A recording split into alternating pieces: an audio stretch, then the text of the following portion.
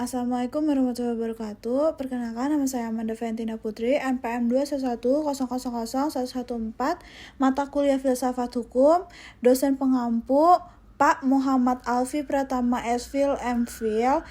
Di sini saya akan menjelaskan tugas hukum dalam kasus Spring Esports. Nah, yang pertama di sini kasus ini melibatkan 5 penjajah yang menyerah setelah tanah longsor. Mereka belajar melalui kontak radio intermittent bahwa tanpa makanan mereka kemungkinan akan mati kelaparan sebelum mereka dapat diselamatkan. Mereka memutuskan bahwa salah satu dari mereka harus dibunuh dan dimakan, sehingga yang lain dapat bertahan hidup.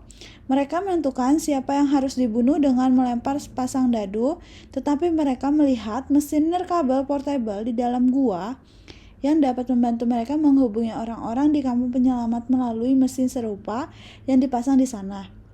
Setelah 4 orang yang selamat diselamatkan, mereka didakwa dan dinyatakan bersalah atas pembunuhan penjajahan kelima. Jika banding mereka ke Mahkamah Agung Newport gagal, mereka menghadapi hukuman mati wajib. Meskipun kata undang-undang itu jelas dan tidak ambigu, ada tekanan publik yang kuat untuk menyelamatkan orang-orang dari hukuman mati. Pendapat Chief Justice Trapani.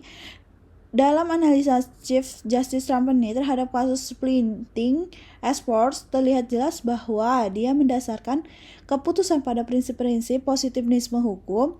Menurut Trapani, dalam konteks hukum yang jelas dan telah ditetapkan, hakim tidak memiliki kewenangan untuk membuat pengecualian atau meremehkan ketentuan yang ada. Dengan demikian, dalam kasus ini, Trapani merasa bahwa keputusan yang telah dibuat harusnya sejalan dengan hukuman yang berlaku tanpa mempertimbangkan aspek moralitas atau keadilan di luar kerangka hukum yang ada. Hal ini menunjukkan pandangan Trapani yang konservatif dalam menjalankan keadilan, di mana hukum dianggap sebagai otoritas tertinggi yang harus diikuti. Namun demikian, penyelamatan Trapani juga mencerminkan pemahaman yang realistis tentang dinamika kekuasaan di dalam sistem hukum. Meskipun hakim harus mematuhi hukuman yang berlaku, Trapani tidak menafikan bahwa eksekutif memiliki peran yang signifikan, terutama dalam hal memberikan gerasi atau pengampunan. Pengakuan terhadap kewenangan eksekutif ini menunjukkan pemahaman Trapani tentang pemisahan kekuasaan yang ada dalam sistem hukum, di mana keputusan akhir bukan hanya merupakan dominan pengadilan, tetapi juga termasuk keputusan politik yang diambil oleh pihak eksekutif. Dengan demikian, pandangan Trapani mencerminkan kompleksitas dalam hubungan antara yudikatif dan eksekutif dalam menjalankan keadilan dalam sistem hukum yang demokratis. Pendapat Justice Foster. Dalam pandangan Justice Foster yang didasarkan pada tradisi hukum alam, kasus Spring Esports menghadirkan kesempatan untuk menegakkan keadilan yang lebih luas daripada sekedar mengikuti hukuman yang ada. Foster memperjuangkan kebebasan dalam kasus ini dengan argumen bahwa keadilan sejati tidak terlalu terkait pada ketentuan hukum positif yang sudah ada, tetapi juga mempertimbangkan aspek moralitas dalam keadilan yang lebih luas. Dia secara kritis menyoroti pandangan positivisme Chief Justice Trapani yang hanya mempertimbangkan hukum yang berlaku tanpa memperhatikan konteks moral atau etika. Selain itu, Foster mungkin juga mengembangkan argumen tentang pembenaran aksi sebagai tindak pembelaan diri. Dalam konteks kasus ini, menggambarkan bahwa tindakan yang diambil oleh Spring Esports mungkin dapat dibenarkan sebagai respon terhadap ancaman yang mereka alami, meskipun bertentangan dengan hukuman yang ada. Di sini ada pandangan Justice Tanti.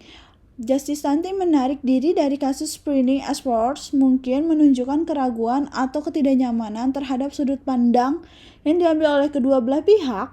Kritik yang disampaikan terhadap pandangan hukum alam yang dipegang oleh Justice Forrest mungkin menyoroti kekhawatiran akan keberlanjutan dan kepastian hukum dalam menentukan keadilan. Tanti mungkin berpendapat bahwa mengikuti tradisi hukum alam dapat membuka pintu bagi penafsiran yang terlalu subjektif dan tidak konsisten terhadap prinsip-prinsip hukum yang telah mapan. Dia juga mungkin menolak argumen Foster tentang pembenaran aksi sebagai tindak pembelaan diri, menyatakan bahwa dalam konteks kasus ini Tindakan sprinting as-worse tidak dapat dibenarkan sebagai tindakan pembelaan diri yang sah. Kesimpulannya mungkin adalah bahwa kasus ini menciptakan kompleksitas moral dan hukum yang sulit untuk ditangani, dan bahwa tidak mungkin menentukan prinsip-prinsip yang jelas dan universal dalam situasi tersebut. Nah, pendapat Justice Kent secara tegas mendukung hukuman mati dalam kasus sprinting as-worse, menegaskan bahwa keadilan harus dijunjung tinggi dan bahwa hukuman mati adalah konsekuensinya yang sesuai untuk tindakan yang dianggap sebagai pelanggaran serius terhadap hukum. Dalam pandangannya, dia mungkin menyoroti bahwa hukuman mati juga dapat berfungsi sebagai deteran bagi pelanggar hukum yang lainnya. Kritik yang dia sampaikan terhadap pandangan Justice Foster mungkin didasarkan pada keyakinan bahwa Foster mungkin terlalu memihak pada pandangan hukum alam yang dapat menimbulkan ketidakpastian dalam penerapan hukum yang konsisten. Kent juga mungkin menolak argumen Foster tentang pembenaran aksi sebagai tindak pembelaan diri, dengan menekankan bahwa dalam konteks kasus ini, tindakan yang dilakukan oleh sprinting as-worse tidak dapat dibenarkan sebagai upaya pembelaan diri yang sah. Kent juga menegaskan bahwa otoritas eksekutif harus dapat menjalankan kewenangannya dalam memberikan gerasi tanpa terpengaruhi oleh pertimbangan hukum yang diajukan oleh pengadilan. Pendekatan yang diambil oleh Justice Kent mencerminkan kepercayaan pada penegakan hukum yang tegas dan konsekuen. Dia mungkin meyakini bahwa hukum harus ditegaskan tanpa pengecualian, bahkan jika itu berarti menetapkan hukuman yang keras seperti hukuman mati. Selain itu, sikapnya yang skeptis terhadap argumen tentang pembenaran aksi sebagai tindak pembelaan diri menyoroti keyakinan bahwa tindakan harus dinilai dengan cermat sesuai dengan hukum yang berlaku dan tidak boleh diterima secara berlebihan dalam konteks keadilan. Nah, ini pendapat Justice Handy. Justice Handy memperlihatkan pandangan populis dengan mendukung pengampunan bagi terdakwa dalam kasus sprinting as-worse. Pendekatan pencerminan sensitivitas terhadap opini publik yang mendukung pengampunan menekankan pentingnya responsif terhadap keinginan masyarakat dalam mengambil keputusan hukum. Dalam pandangannya, keputusan hakim untuk memberikan pengampunan pencerminan esensi demokrasi dan partisipasi publik dalam proses hukum.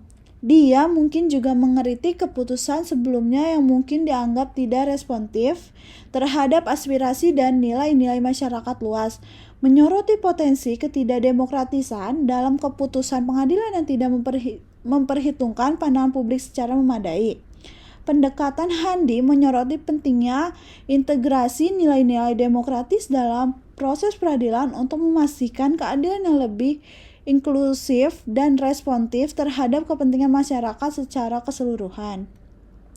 Nah, pembelajaran dari kasus ini yaitu secara jelas menggambarkan pembentukan antara berbagai teori hukum yang berbeda dan implikasi praktisnya dalam pengambilan keputusan hukum. Dalam kasus ini, pandangan positivisme hukum yang dipegang oleh Chief Justice Rampeni menekankan ketaatan pada hukum yang ada, tanpa mempertimbangkan pertimbangan moral atau keadilan yang lebih luas. Sebaliknya, Justice Foster mewakili pendekatan berbasis hukum alam yang menekankan hak-hak individu yang mendasarkan dan prinsip-prinsip moral universal sebagai panduan dalam menentukan keadilan. Konflik antara pandangan-pandangan ini menggarisbawahi pentingnya memahami dan mempertimbangkan berbagai pandangan hukum dalam mengambil keputusan hukum. Lebih jauh lagi, kasus ini menyoroti bahwa komitmen terhadap suatu teori hukum memiliki konsekuensi nyata dalam keputusan hukum. Misalnya, pandangan Justice Kent yang mendukung hukuman mati dan menolak pembenaran aksi sebagai tindak pembelaan diri mencerminkan komitmen pada prinsip-prinsip positivisme hukum yang menekankan ketaatan pada hukum yang ada tanpa mempertimbangkan pertimbangan moral yang lebih luas. Sebaliknya, pandangan Justice Handy juga mendukung pengampunan bagi terdakwa, menyoroti bahwa teori hukum yang berbasis pada pandangan populis dan responsif terdapat opini publik dapat mempengaruhi keputusan pengadilan.